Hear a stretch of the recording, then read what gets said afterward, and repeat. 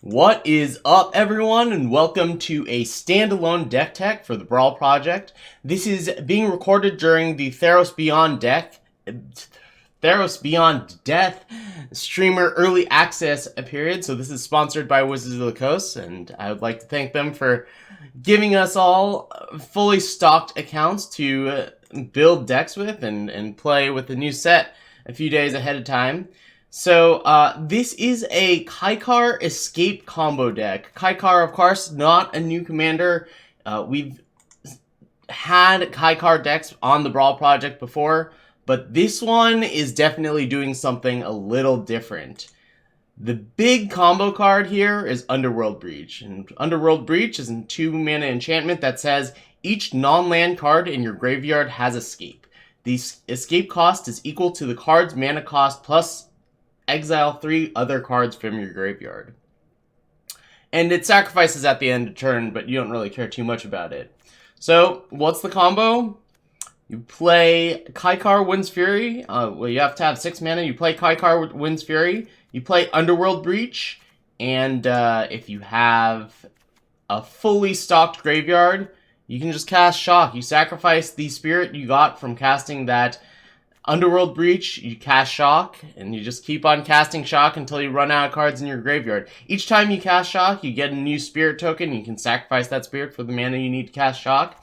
So it's just a matter of how many cards you have in your graveyard in order to fuel this escape combo. You need 39 cards in the graveyard in order to kill someone from 25. That's not too likely to happen in this deck. But Shock deals 2 damage to any target, and if you get to cast it a bunch of times, you can probably, do something pretty cool. There is a larger aspect to this combo. If you are able to get 1000-Year Storm in play, then all of a sudden shocking your opponent to death becomes much more feasible. All you have to do is, if you have 1000-Year Storm in play, you play Kaikar. I think you need to play Shock 5 times in order to kill someone from 25. Because it's 1 plus 2 plus 3 plus 4 plus 5, so once you get up to 4, that's 10 times, and then the 5th time you get 15 shocks. So there is one more awesome combo aspect of this deck, and that is Dance of the Mans. If you play 1000-Year Storm, if you have Kaikar in play, okay, so this requires Kaikar being in play, but then you cast Dance of the Mans for 8, and you can get 1000-Year Storm into play along with Underworld Breach. Then you only need to cast Shock 4 times in order to kill someone from 25. So, it requires some setup, but it doesn't actually require a ton of resources once you get into a place where you can combo. Like I said, you only need 6 mana in order to make this work. What you need is a fully stocked graveyard. So let's talk about how we're going to stock the graveyard and how we're going to find our combo pieces. Well, there's a lot of effects in red that let you discard lots of cards and let you draw some cards. So Neheb, Dreadhorde Champion, Ox of Agonis, which has escape on its own, but the graveyard's a pretty important resource for this one, so I don't think you're escaping Ox very often. Cavalier Flame and Heartwarming Redemption all help fuel your graveyard and help let you dig to whatever you need to find the combo.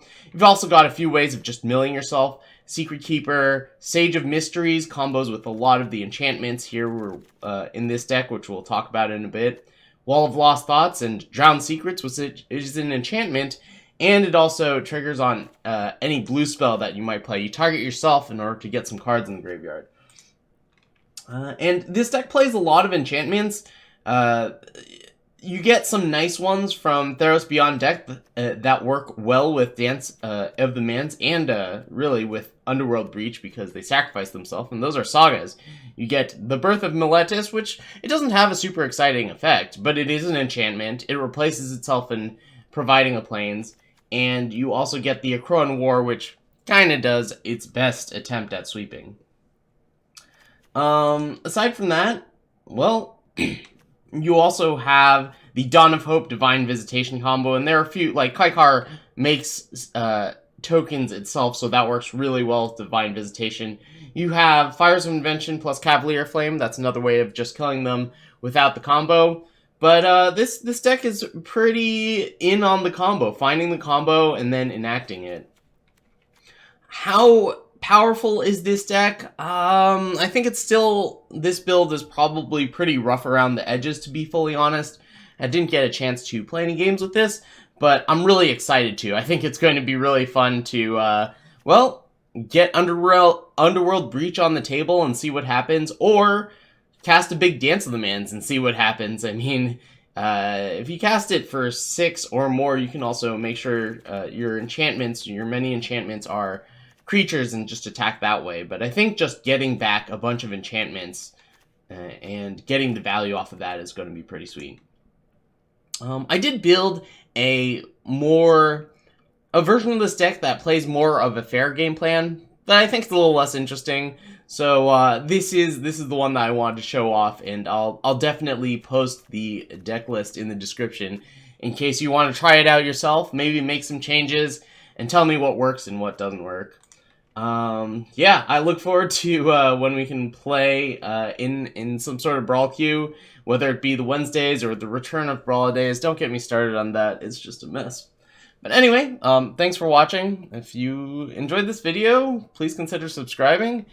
It's an easy way to support my YouTube video endeavors, and you can also catch me at twitch.tv/sunnyvale, where we brawl at noon Pacific on weekdays.